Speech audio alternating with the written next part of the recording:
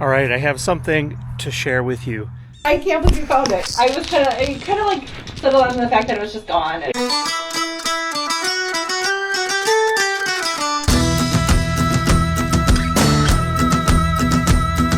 So I recently got a call from somebody saying, hey, can you help me find a lost earring? Been a lot of discussion about the XP HF2, the high frequency coil for the DS2. Is it worth it?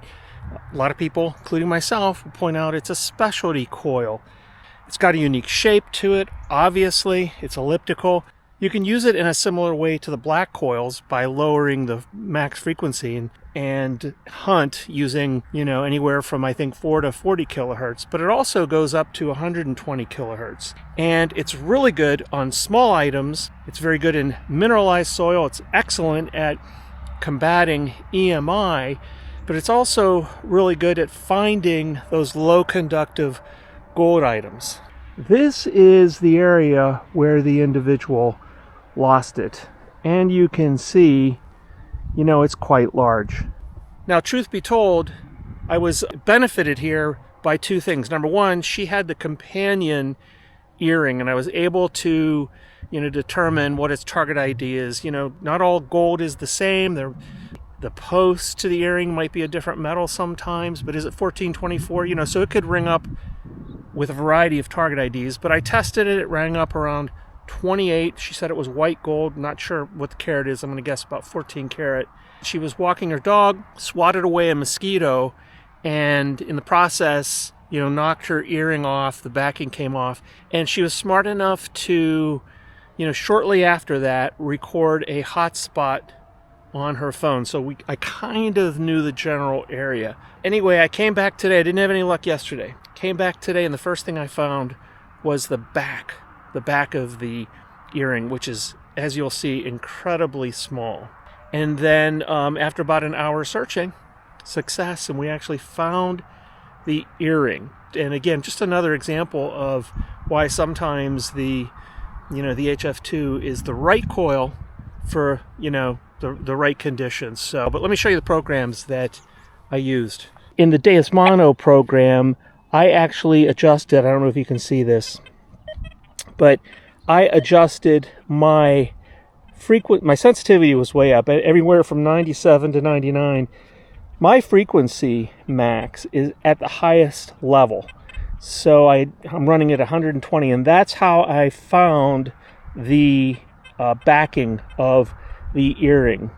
But what I had ultimate success on was the Goldfield program. And let's see look at this. You can see how small this is. It's the backing on the bottom right. You can see the earring with the post on the left. So it's hitting it about 4 inches. Not terribly deep, but given the conductivity of the metal and the size of the items, not bad, but nice strong signal. And we found it. And just for fun, I'm going to go ahead and switch to the FMF coil, and I want you to see the difference between the FMF on these items and Goldfield. Okay, so I've paired my 9-inch FMF coil, and again, I'm running Goldfield. And of course, when you repair, when you switch to a different coil, it's going to go ahead and adjust the frequency max to that particular coil's highest range. So it's at 40 kilohertz. And watch this. So I was about 4 inches, I think. Not getting much. Little whisper. If I lower it, I have to be pretty much right on top of that. Okay, and I'm just going to remove the post here, and I want to see, for grins, if it'll even pick that backing up. Maybe.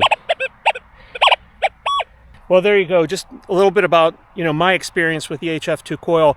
I'll share one other thing with you. I recently was over in the UK detecting. Went out one of our last days. We went to a field. The guide for the trip hadn't been able to visit that field in about a week or so. Thought that the field had been mowed. It was more of a pasture.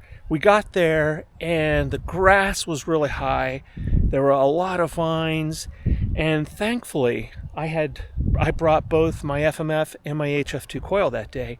So other folks struggled, but you know what? I was able to switch to my HF2 coil. Was I running it using the high frequencies? Not necessarily. You know, I was running it at 24 kilohertz. That was my max frequency, but I was taking advantage of the small coil size, the elliptical shape, and I was able to weave into some of those areas. And sure enough, I sniffed out a hammered coin that day, as well as a Roman fibula.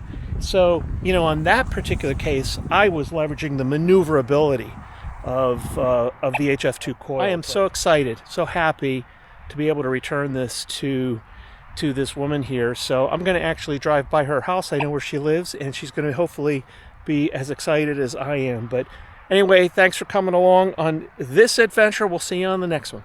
Okay, I am so excited because I am here with Jessy. Jess, tell my viewers the story about what we found yesterday. So a couple nights ago, it's a couple weeks ago, we were walking our dogs in the park. It was nighttime, and there was the time in Wisconsin when there's so many mosquitoes out there, so I just kind of went to swat one by my ear and knocked out my earring. Since it was dark, I dropped a Google pin, hoping to come back in the daylight and find it. We searched. I had my parents, my husband, my kids. We used 2 different metal detectors. One was rented from a local hardware store. One was my dad's. We couldn't find it for any kind of luck. We just couldn't find it. And we had talked, I think, I was getting ready to go out of town, thought, well, I'll check with you when I got back. So I called you up and you shared with me you didn't have any luck, right? We came out, what was it, 2 days ago, I think? We looked for a while and didn't have any luck. I came back the next day and we found it. So, yep, it's been reunited. I was absolutely, I kind of wrote it off as lost. So it was really a big excitement. Did you ever, so you never thought you'd find him again? Nope, I thought it was gone forever. And I pretty much had made peace with it. It was a gift from my husband, so it was kind of special. But he was very okay with it, and I just thought, like, okay, well, I just need to be okay with it down too. I've been wearing pretty much the same pair of earrings. He was upgrading them over the years for me. For about the last 20 years, and I've never lost one. Now you're wearing those now. I'm going to put a close-up picture up of the earring. But you told me they were gold, white gold. You think? They're white gold for sure. Yep, I called the check. Okay. Yeah, they're white gold. Well, awesome. Well, congratulations. So happy we found them. Thank you for calling me, and thank you for sharing your story. Yes, and I just had to give a shout out to Rob. If you have any kind of land and you're interested in finding out more about what might be beneath the surface, I highly recommend you call him. He is just a wonderful human being who came out and made the impossible look easy. So it'd be exciting to see what he found on your land. Awesome. I appreciate the plug. Thank you, and congratulations.